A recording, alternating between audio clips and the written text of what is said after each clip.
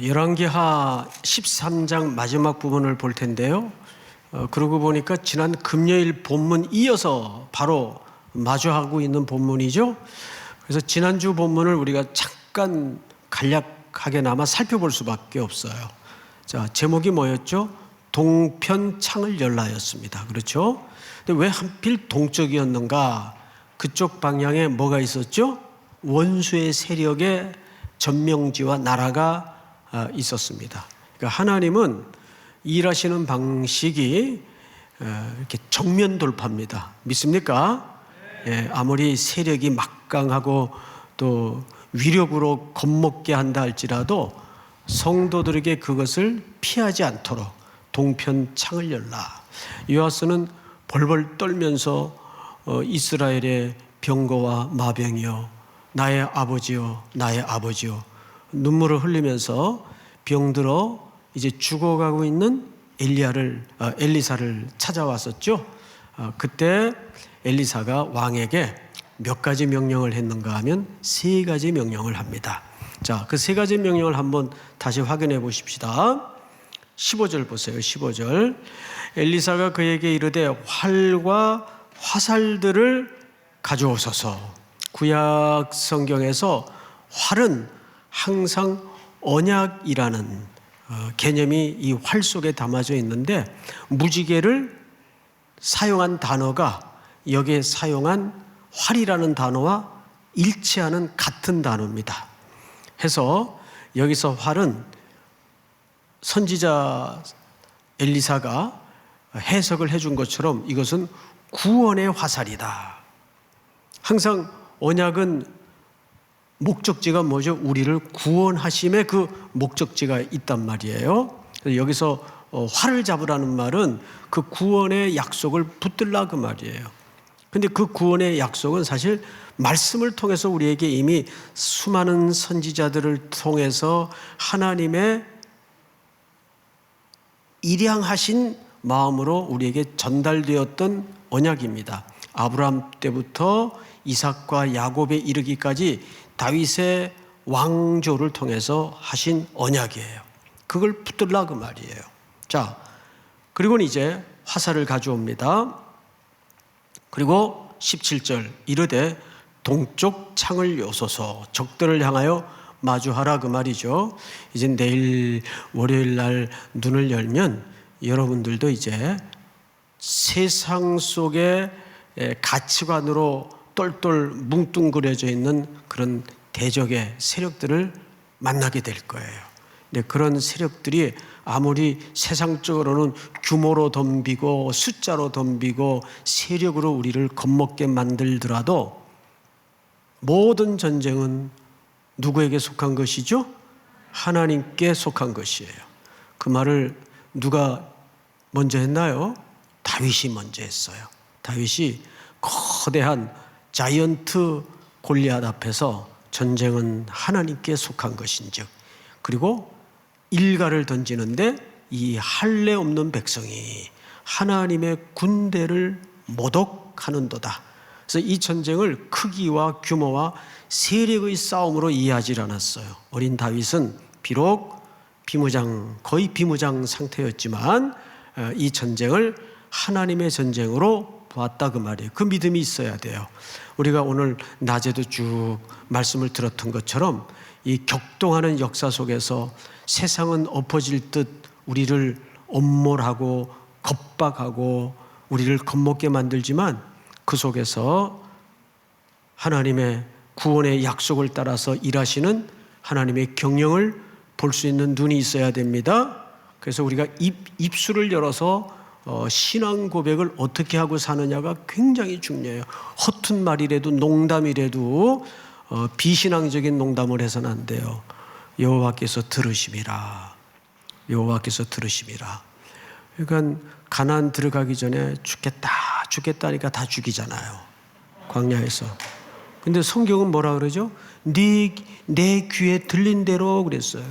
내 귀에 들린 대로. 우리 그리스도인은 끝까지 죽을 힘을 다해서 축복하고 위로하고 격려하는 문화와 DNA를 가져야 됩니다. 그것이 누구의 DNA인가 하면 그리스도의 DNA예요. 그렇죠? 예. 한 주간에도 여기서 넘어지면 안 돼요. 예. 여기서 자질구리한 싸움에서부터 승리해야 돼요. 예수 믿는 분들이 주로 넘어지는 게 이렇게 엄청난 시련에 잘 안 넘어져요. 그런데 어디서 넘어지냐면 주차장에서 넘어져요. 예? 아, 어느 새끼가 이거 뭐 이러면서. 응? 아니, 내가 그랬다는 말이 아니고 주차장에서 자주 들어요. 그런 표현을. 예? 그러니까 거기서 이제 넘어지는 거예요. 이 뭐 교육자들도 뭐 운동할 때 보면 뭐 IC, EC 뭐 다 나와요. 거기서 이제 이렇게 저분이 성품이 저렇구나 이렇게 다 나오죠. 예. 제가 누구라고 얘기는 못 하겠어요. 자, 그런데 동쪽 창을 여소서 하여 곧 열매 엘리사가 이르되 쏘소서 하는지라 곧 쏘매 엘리사가 이르되 이는 여호와를 위한 구원의 화살 곧 아람에 대한 구원의 화살이니. 그러니까 동쪽에 어느 군대가 진치고 있었다는 얘기가 되죠. 아람 군대가. 자, 나라는 쇠퇴해 가는데 점점 막강한 세력으로 부상하는 아람은 이스라엘을 유다를 괴롭히고 있었고 또 절대 의존 대상이었던 엘리사는 지금 병이 들어 죽어가고 있어요. 근데 오늘 초점은 19절을 잘 보시면 하나님의 사람이 노하여 이르되 왕이 5번을 칠 것이니이다. 그리하였더라면 왕이 아람을 진멸하기까지 쳤으리이다. 그런즉 이제는 왕이 아람을 3번만 치리이다 하니라. 왜냐하면 왕이 3번만 화살로 땅바닥을 탁탁탁 치고 끝나버렸어요. 그러니까 엘리사가 이 힘이 들어서 지금 기진해 가는 가운데서도 화를 냈어요. 당신이 5번 땅을 쳤으면 아람이 진멸하기까지 없어졌을 텐데 당신이 3번 친 까닭으로 3번만 승리를 줄 것입니다. 근데 정말 다음 장에 보면 정확하게 3번만 승리를 줍니다. 그리고 진멸되지 않아요. 계속 남아서 이스라엘을 혹독하게 괴롭힙니다.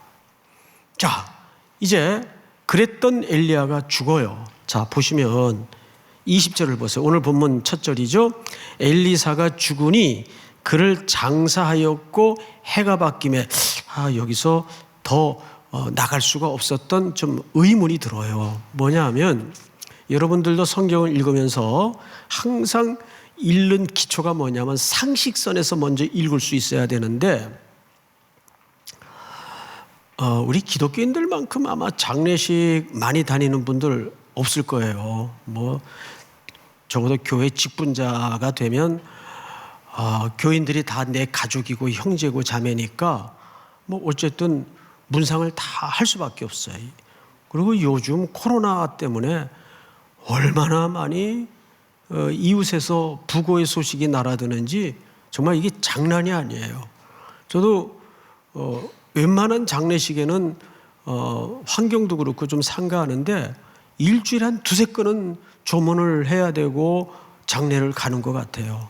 참 장례가 2년 동안에 많았어요. 그런데 이 장례식을 가다 보면 참 불편한 모습들이 참 많습니다. 너무 성대해요. 근데 이게 도대체 누가 돌아가셨길래 이 장례식이 이 정도인가 보면은 정말 그렇게 성대하게 장례를 치를 만한 분이 돌아가신 거예요. 어마어마한 분이.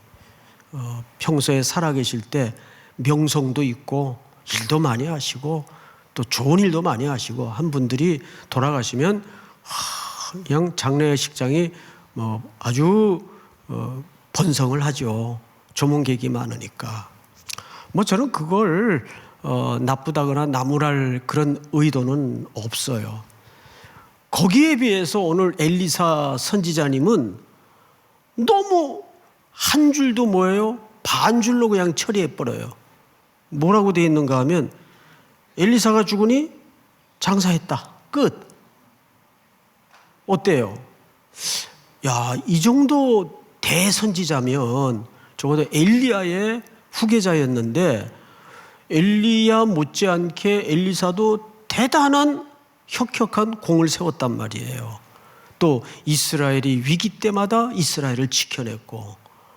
그런데 왜 성경 기자는 이렇게 그냥 한 줄로 처리를 했을까? 이게 조금 제 입장에서는 섭섭하게 느껴진 거예요. 그런데 가만히 생각해 보니까 한 인생의 죽음을 너무 치사하는 것도 그것도 성경적이지 않는 것 같아요. 이거는 초라한 기록보다는 오히려 이런 표현이 더 맞겠다는 생각이 드는 게 굉장히 죽음을 담백하게 처리했다. 그냥 14절에 엘리야가 병이 들었다. 14절에 엘리사가 죽을 병이 들었다. 20절에 엘리사가 죽어서 장사했다. 이걸로 엘리사의 생애는 간략하게 끝을 맺었어요. 그래서 제가 이 본문을 읽다가 이런 생각을 했어요. 제가 이제 죽겠죠? 뭐 제가 영생불사할 일은 없잖아요. 제가 죽을 거예요. 우리는 죽음의 얘기를 하면 굉장히 터부시하는 경향이 있는데 죽음의 문제는 공론화돼야 됩니다, 여러분. 제가 언젠가 죽을 거 아니겠어요? 저는 반드시 죽습니다. 그런데 죽을 때 송 목사는 어떤 장례식을 하고 싶을까? 제가 미국에서 나오면서 모시고 있던 원로 목사님이 계세요. 참 훌륭한 분이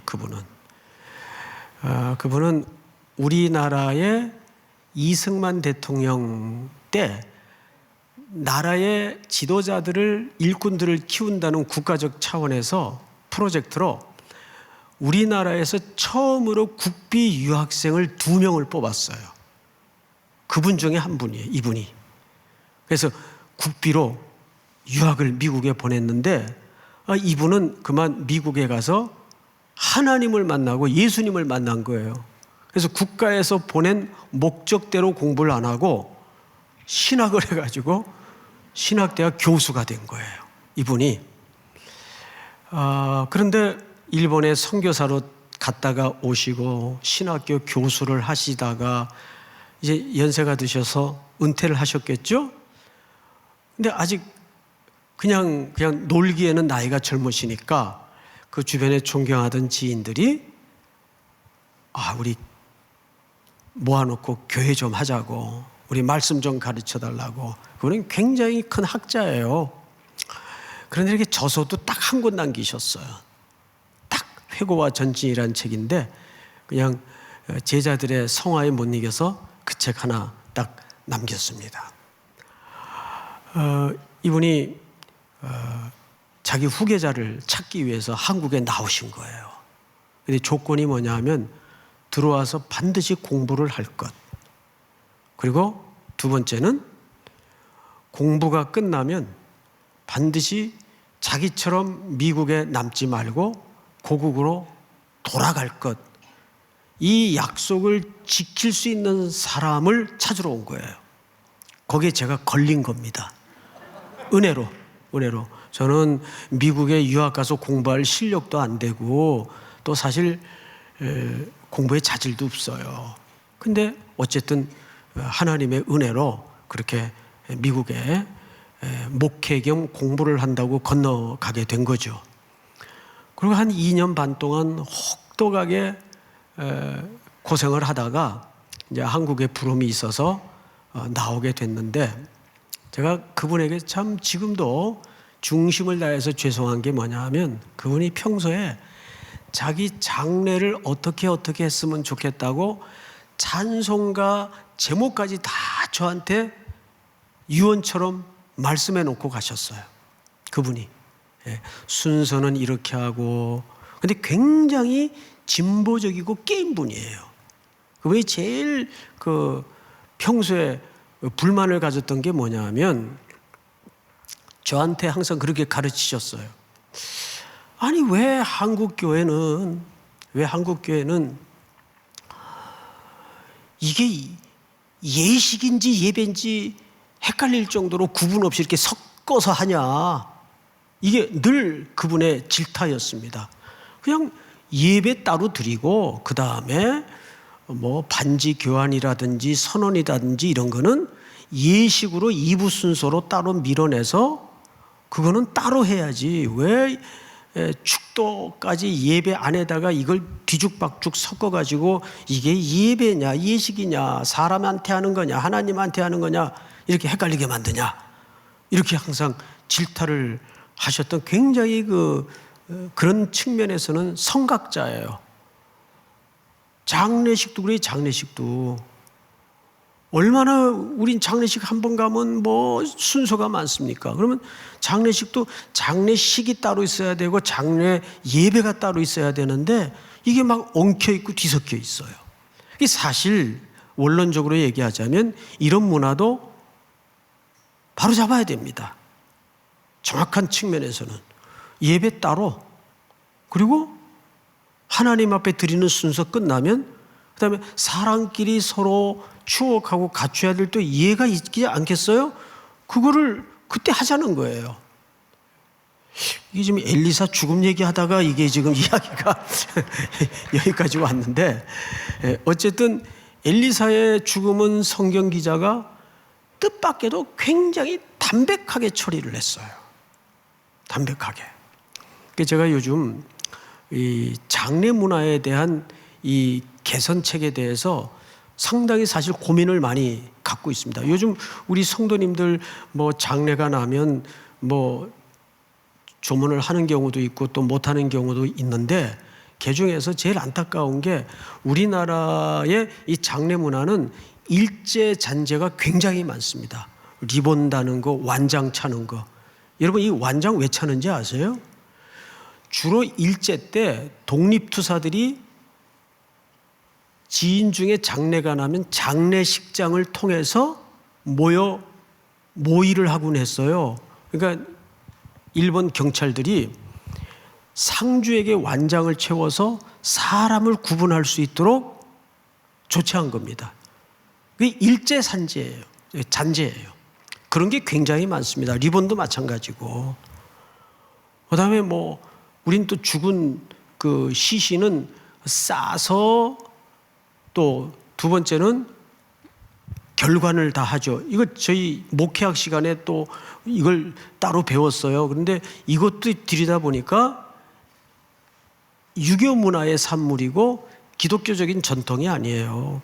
그리고 죽은 자들에게나 또 상주들이 입는 옷을 삼배옷으로 입혀요. 원래 이건 상주들이 입는 옷이에요. 삼배옷은. 왜냐하면 부모님에게 불효를 다 못한 대역죄인이라는 차원에서 삼배옷을 입고 냈죠.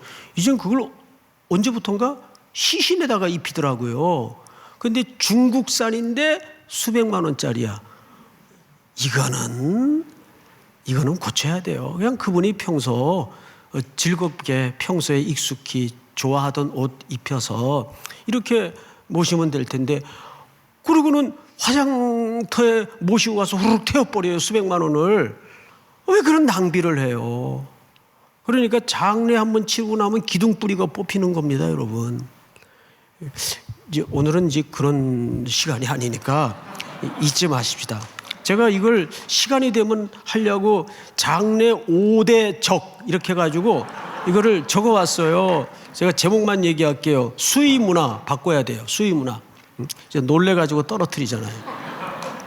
두 번째는 염습하는 거, 결박하는 거 이거 고쳐야 돼요. 죽은 사람을 거기다 왜 더 묶어놔요? 예? 답답하게. 이것도 기독교 전통이나 문화가 사실은 아니에요.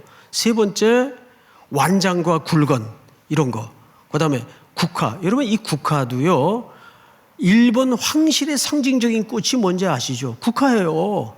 그래서 일제 때부터 이거를 놓기 시작했는데 일본 황실에 이 죽음을 바친다 이런 말도 안 되는 논리로 시작된 이 일제 잔재입니다. 이게 예? 그 본인이 평소 좋아하던 아카시아는 아니고 내가 아는 꽃이 그거밖에 없어가지고 뭐 개나리라든지 뭐 이런 거 꺾어서, 예? 그리고 저는 이 무덤가에다가 향기도 없는 조화를 갖다 놓는다는 건 더더욱 좀 이상해요. 예? 물론 그 겉으로 보기에는 시들지 않아서 좋긴 하겠지만, 그래서 우리 기독교인들은 장례를 치를 때 너무 겉모양에 신경 쓰지 마시고, 그리고 그 국화재단 그 얼마나 돈 낭비입니까? 예? 그냥 거기다가 메모리얼 데스크를 놓고 평소 고인이 즐겨 사용하던 물건들 보면서 조문객들이 이분이 이런 삶을 사셨구나. 그리고 옆에다 족구공 갖다 놓고 뭐 그러면 얼마나 그 장례식장이 정말 따뜻하겠습니까? 그분이 늘 보시던 성경책 갖다 놓고 그러면 더 좋을 거 아니에요? 예? 그 국화꽃 다 꺾어다가 그게 사실은 일제 잔재거든요. 이 자료를 누가 보냈는가 하면 제 친구인 그 송기론 목사가 지금 이거 개선 운동을 하고 있는데 꿈쩍도 안 한대요, 한국 교회가. 예? 그러면서 막 가슴을 치더라고요. 근데 이게 실제 정말 이 개선이 필요한 거거든요. 그러니까 제가 이제 왜 이런 생각을 하게 됐는가 하면 이 엘리사라는 위대한 선지자의 죽음이 성경에서는 그냥 딱 한 줄로 처리되어 있어요. 담백하게. 그리고 뭐 교회장, 가족장, 노회장. 그런데 제일 좋은 게 가족장입니다. 그리고 묘비에다가 목사 타이틀이 뭐 그거 소용이 있어요.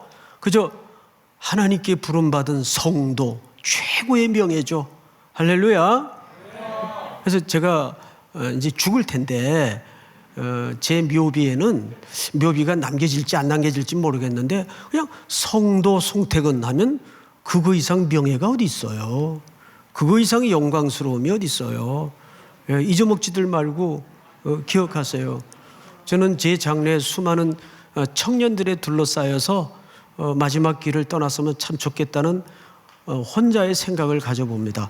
오늘 저녁에 저 양반 왜 저러나. 그런데 이런 이야기들이 어려운 얘기가 돼서는 안 돼요. 사도 바울이 나의 달려갈 길을 마치고 선한 싸움을 싸우고 나의 달려갈 길을 마쳤다라는 표현 속에는 그의 어떤 고백이 숨어 있는지 아십니까? 나는 늘 오늘을 내 인생의 마지막처럼 살았다 그 말이에요. 그런데 이것이 개혁주의 종말관입니다. 여러분들이 아침에 눈을 뜨면 눈을 떠서 감사하고 저녁에 행복의 문빗장을 걸면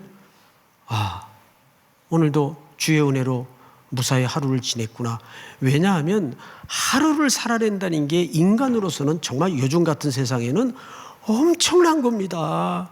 이 위험이 곳곳에 산재 있고 도살인 세상에 청년들이 열심히 땀을 뻘뻘 흘리고 다닐 텐데 알게 모르게 얼마나 많은 위협들이 우리의 옷깃을 스치고 지나갑니까? 그러니까 하루를 버텨내서 집으로 돌아오는 길은 축복이에요. 은혜예요. 그래서 아침에 눈을 뜨면 오늘도 내 인생의 마지막 만남, 마지막 사역, 마지막 순종, 마지막 예배. 이게 개혁주의 종말관의 시간관입니다. 그러니까 죽음을 터부시해서도 안 되고 말하는 걸 꺼려해서도 안 돼요. 그렇다고 제가 뭐 매주 이 얘기를 하겠어요. 예? 여러분들도 그 감성이 있고 정서가 있는데. 자, 그런데 오늘 여러분들에게 마지막으로 나누고 싶은 이야기가 있어요. 뭐냐 하면 21절입니다. 21절. 우리 한번 다 같이 읽어볼까요? 시작. 마침 사람을 장사하는 자들이 그 도적들을 보고 그의 시체를 엘리사의 묘실에 들이던짐에 시체가 엘리사의 뼈에 닿자 곧 회생하여 일어섰더라. 네. 이게 매해 해가 바뀔 때마다 도적대가 들어왔다 그랬는데 모압의 도적대들이 습격을 했어요. 근데 나라가 지금 얼마나 국력이 쇠락했는지 도적대조차 지금 제어가 안 돼요. 그 일개 도적제들이 나라를 휘젓고 다녀요. 모압의 도적제들이. 근데 이 모압이 누가 남긴 불행의 씨앗인지 아세요? 여러분, 이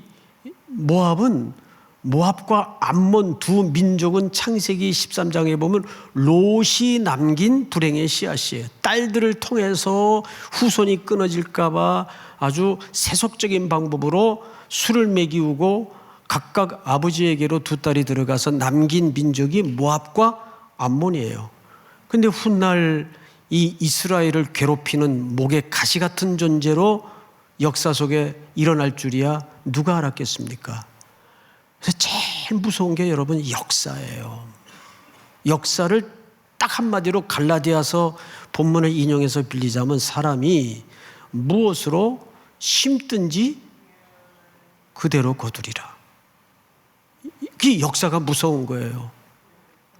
우리 몸에 어떤 증상이 나타난다. 그게 갑자기 멀쩡하다가 툭 붉어지는 증세가 아니란 말이에요.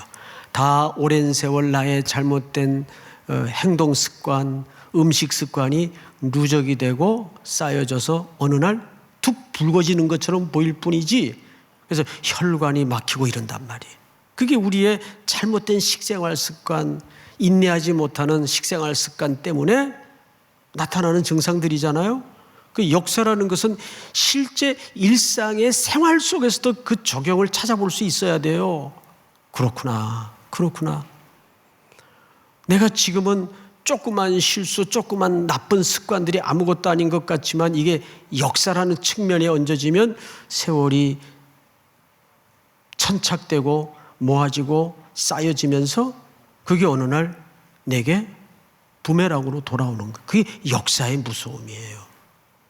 그래서 제일 무서운 게 일본 속담에 이런 말이 있죠. 아들은 아버지의 등을 보고 자란다.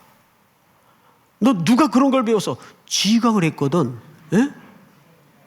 자기가 한 것을 아들이 보고 자라는 거예요. 제가 언젠가 이 말씀을 드린 적이 기억이 나는데, 한 번은 어머니 살아계실 때인데 송 목사 일로 좀 나오래요. 왜요, 어머니? 저기 네 아들 신발 벗어놓은 거 좀 봐라.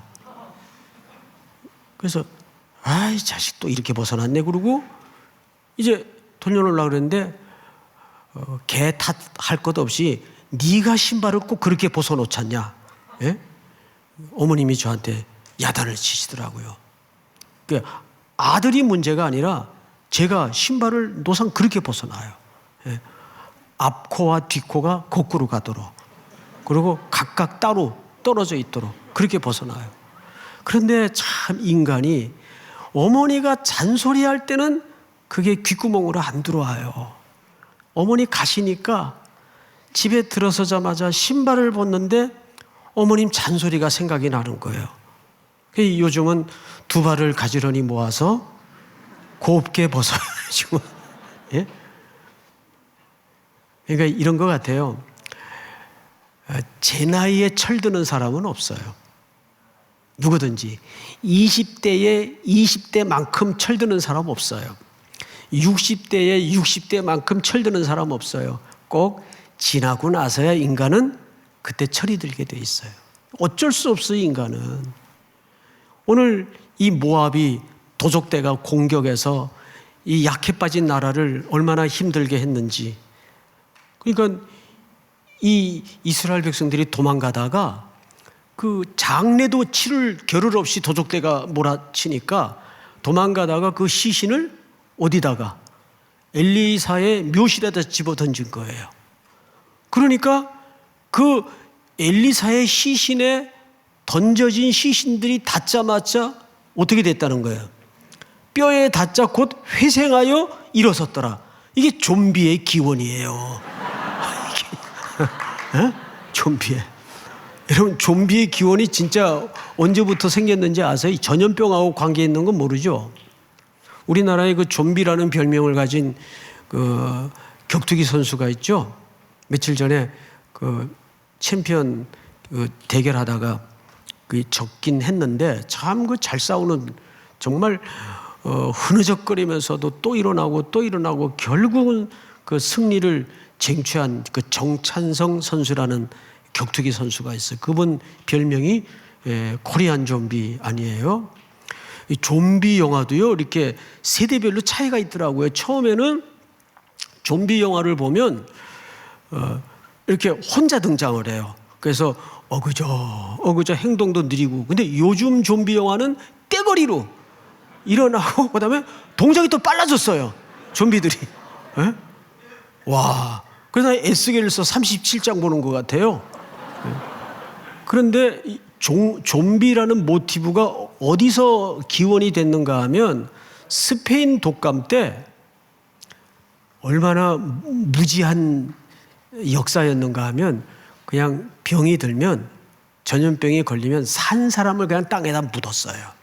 산 사람을 실제 그런 보고가 전염병 역사 속에 많이 보고됩니다. 근데 그 중에 생명력이 질긴 사람 가운데 그 묻은 땅을 파고 올라온 사람들이 몇 명 있었어요. 그 좀비의 모티브가 거기서 시작되었다는 어느 기자의 기록이 있어요. 실제.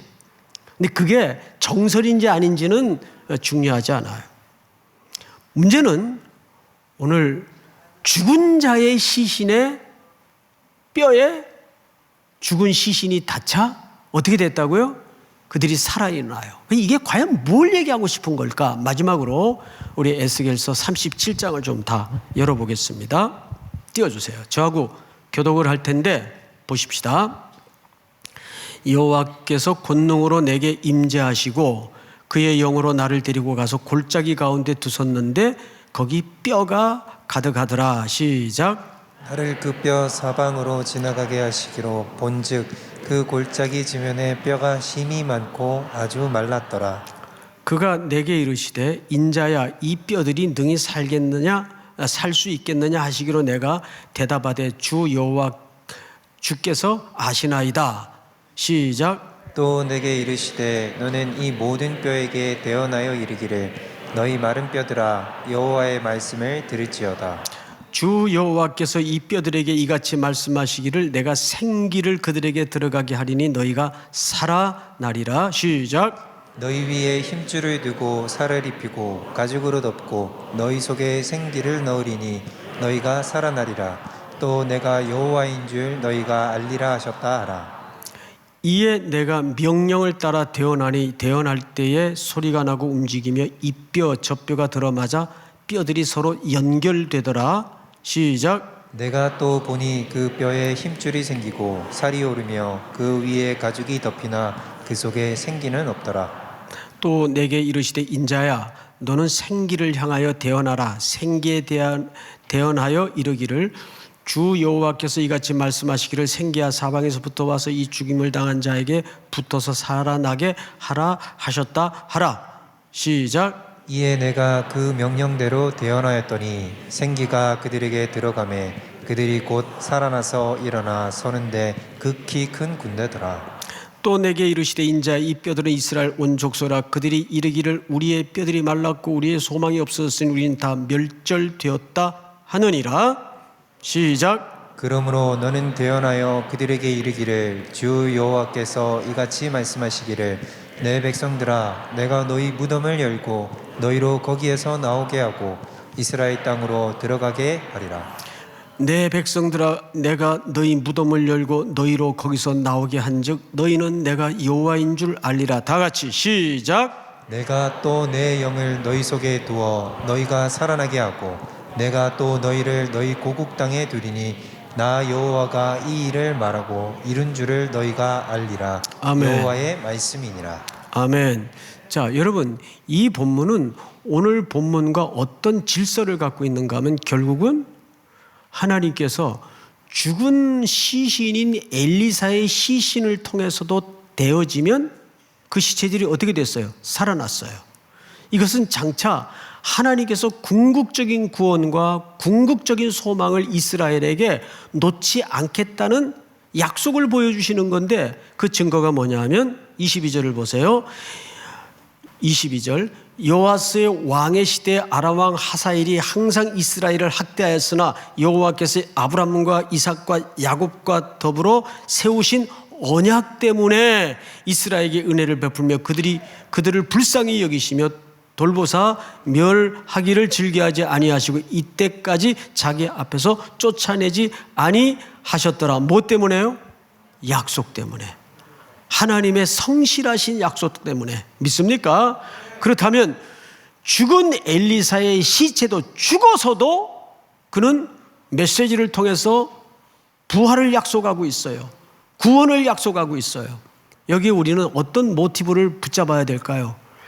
예수 그리스도의 생기를 받은, 성령을 받은 우리 크리스찬 청년들, 성도들은 여러분들이 되어지는 삶의 현장마다 죽음의 냄새가 풀풀 풍기고 모든 보복과 원수와 세상의 악의 세력이 넘실대는 그 공간에서도 여러분들이 되어지고 여러분들이 만져지고 여러분들이 발걸음을 옮겨서 가시는 곳곳마다 뭐가 일어나야 될까요?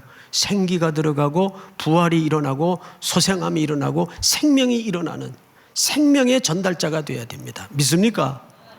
그것은 주님의 언약을 붙들고 항상 우리를 어느 장소에서든 동일하게 동행하시고 역사하시는 그분의 언약을 여러분들이 붙잡을 때 그런 소망과 회복의 역사가 이 한 주간에도 죽음의 냄새가 풀풀 나는 현장에서 일어나는 은혜를 경험할 수 있기를 주의 이름으로 축원하고 축복합니다.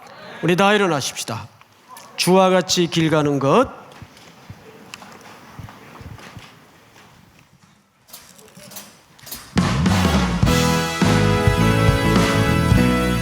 박수 치면서 주와 같이 길 가는 것 즐거운 일 아닌가. 우리 주님 걸어가신 날잔치를 밝게 한 걸음 한 걸음 주 예수와 함께 날마다 날마다 누리는 것겠네. 어린아이 같은 우리 미련하고 약하나 주의 손에 이끌리어 생명길로 가겠네. 한 걸음 한 걸음 주 예수와 날마다 우리는 걷겠네. 날마다 누리는 걷게. 꽃이 피는 들판이나 험한 골짜기라도 주가 인도하는 대로 주와 같이 가겠네. 한 걸음 한 걸음 주 예수와 날마다 우리는 날마다 누리는 한 걸음 한 걸음 주 예수와 함께 날마다 누리는 것겠네. 한 걸음 한 걸음 주 예수와 예수님의 한 주간도 여러분들과 동행하실 것을 믿으시기 바랍니다. 임마누엘 예수께서 한 주간의 일상에도 여러분들을 동행하실 줄을 믿습니다. 한 걸음 한 걸음 주 예수와 함께 날마다 누리는 것겠네. 우리 다 같이 박수로 하나님께 영광을 돌리겠습니다. 기도하겠습니다.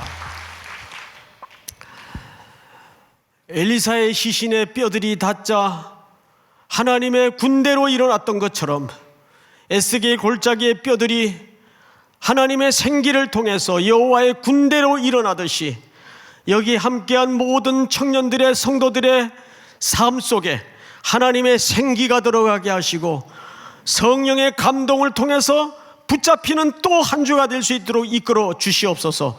전략과 분석과 예측을 넘어 하나님의 감동으로 살아내는 한 주가 될 수 있도록 이끌어 주시옵소서. 모든 어둠의 세력이 엄몰하지 못하도록 도와주시옵소서. 하나님의 권세를 붙들고 살아갈 수 있도록 인도하여 주시옵기를 원합니다.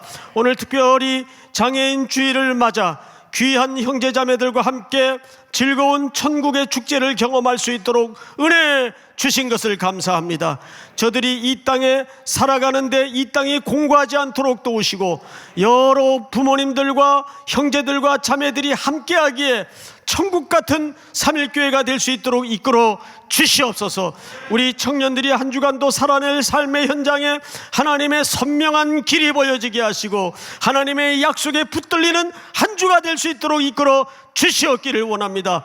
우리를 겁박하고 겁먹게 하는 모든 위협으로부터 자유케 되는 한 주가 될 수 있도록 이끌어 주시옵소서. 멀리 출타 있는 사랑하는 우리 아들 딸들 어디에 있든지 원수의 세력으로부터 붙잡아 주시고 질병의 고통으로부터 막아주시며 병든 자리에 있는 성도들에게는 성령의 인침을 통해서 회복과 치유와 공고함으로부터 자유케 하는 역사가 경험되어질 수 있도록 함께하여 주시옵소서. 지금은 우리 구주 예수 그리스도의 은혜와 하나님 아버지의 사랑과 성령님의 교통하심이 머리 숙여 경배를 드리는 사랑하는 모든 사멸의 성도들, 해외 군에 출타해 있는 가족들, 복중의 생명, 특별히 우리 사랑부 형제자매들 머리 위에 이제로부터 영원토록 함께 있을지어다. 아멘.